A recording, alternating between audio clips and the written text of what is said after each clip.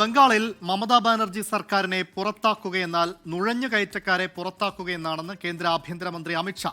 മമതാ സർക്കാരിന് കീഴിൽ ഹിന്ദുക്കൾ ആക്രമിക്കപ്പെടുന്നെന്നും അമിത്ഷാ പറഞ്ഞു. ബംഗാളിൽ BJPയുടെ തെരഞ്ഞെടുപ്പ് റാലിയിലാണ് അമിത്ഷായുടെ പരാമർശം. വിവരങ്ങളുമായി ഡൽഹിയിൽ നിന്ന് PR അരവിന്ദാണ് ചേരുന്നത്. Aravind, good afternoon again. ഇപ്പോൾ നമുക്കറിയാം ഈ SIR-മായി ബന്ധപ്പെട്ടും പൗരത്വ നിയമവുമായി ബന്ധപ്പെട്ടുമൊക്കെ ഏറെ പൊരുതിയ ഒരു സംസ്ഥാനമാണ് പശ്ചിമ ബംഗാൾ. അവിടെ ഇപ്പോൾ അമിത്ഷാ വന്ന് ഈ മട്ടിലുള്ള ഒരു പരാമർശം നടത്തിയിരിക്കുകയാണ്. വിവരങ്ങൾ. ക്രിസ്ത്യൻ അമൽ, ശക്തമായ പ്രചാരണവുമായാണ് BJP ബംഗാളിൽ മുന്നോട്ട് പോകുന്നത്. ഇത്തവണ 100-ലധികം സീറ്റുകൾ നേടുമെന്ന ആഭ്യന്തര സർവേ BJPക്ക് ലഭിച്ചിരുന്നു. ഇതിന്റെ അടിസ്ഥാനത്തിൽ ശക്തമായ പ്രചാരണം നടത്താൻ കേന്ദ്ര നേതൃത്വം നിർദ്ദേശം നൽകുകയും ഇതിന്റെ അടിസ്ഥാനത്തിൽ മുഖ്യമന്ത്രിമാരും അതുപോലെ തന്നെ കേന്ദ്ര ആഭ്യന്തരമന്ത്രി അടക്കം അവിടെ ക്യാമ്പ് ചെയ്തുകൊണ്ടുള്ള പ്രചാരണമാണ് നടക്കുന്നത്. ഇപ്പോൾ പശ്ചിം ബർധമാനിലാണ് ശക്തമായ വിമർശനം മമതാ ബാനർജിക്കെതിരെ അമിത്ഷാ ഉയർത്തിയിരിക്കുന്നത്. പ്രധാനമായും അമിത്ഷാ ഇപ്പോൾ ചൂണ്ടിക്കാണിച്ചിരിക്കുന്നത് നുഴഞ്ഞുകയറ്റക്കാരെ പുറത്താക്കുക എന്നത് മമതാ ബാനർജിയെ പുറത്താക്കുക പോലെയാണ്. നുഴഞ്ഞുകയറ്റക്കാരെ തൃണമൂൽ കോൺഗ്രസ് ബംഗാളിൽ പ്രോത്സാഹിപ്പിക്കുന്നു എന്ന വിമർശനമാണ് ഇപ്പോൾ കേന്ദ്ര ആഭ്യന്തരമന്ത്രിയുടെ ഭാഗത്തു നിന്നുണ്ടായിരിക്കുന്നത്. സാധാരണക്കാരുടെ അരിയടക്കം തട്ടിയെടുക്കുകയാണ് ഈ നുഴഞ്ഞുകയറ്റക്കാർ ചെയ്യുന്നത്.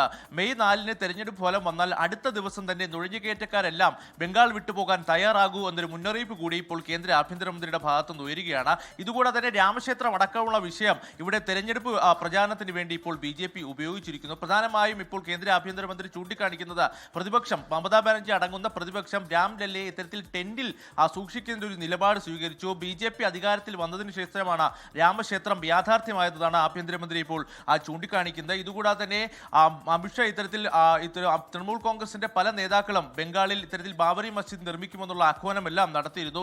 അതൊരിക്കലും അനുവദിക്കില്ല എന്ന് കൂടി ഇപ്പോൾ ആഭ്യന്തരമന്ത്രി വ്യക്തമാക്കിയിരിക്കുകയാണ്. ത്രിതല തലത്തിലുള്ള പ്രചാരണ പദ്ധതികളാണ് BJP ബംഗാളിൽ ആസൂത്രണം നടത്തിയിരിക്കുന്നത്. 2021 ഏകദേശം 64 സീറ്റോളം BJP വിജയിച്ചിരുന്നു. പക്ഷേ ഇത്തവണ 100-ലധികം സീറ്റുകൾ നേടാമെന്നും പ്രചാരണം ഊർജിതമാക്കിയാൽ അധികാരം പിടിക്കാമെന്ന കണക്കൂട്ടലിൽ തന്നെയാണ് ഇപ്പോൾ BJP മുന്നോട്ട് പോകുന്നത്. വരും ദിവസങ്ങളിൽ കൂടുതൽ പ്രചാരണ റാലികളുമായി പ്രധാനമന്ത്രിയും സംസ്ഥാനത്തേക്ക് എത്തും. കഴിഞ്ഞ ദിവസം 2 ദിവസം പ്രധാനമന്ത്രി ബംഗാളിൽ ഉണ്ടായിരുന്നു. എന്തായാലും ഊർജിതമാക്കിയ പ്രചാരണം മുന്നോട്ട് പോകുമ്പോൾ മമതാ സർക്കാരിനെതിരെ അതിശക്തമായ വിമർശനം തന്നെയാണ് കേന്ദ്ര ആഭ്യന്തരമന്ത്രിമാരുടെയും അതുപോലെ തന്നെ BJP മുഖ്യമന്ത്രിമാരുടെ ഭാഗത്തു നിന്നെല്ലാം ഉയരുന്നത്. അമൽ, ക്രിസ്റ്റീന.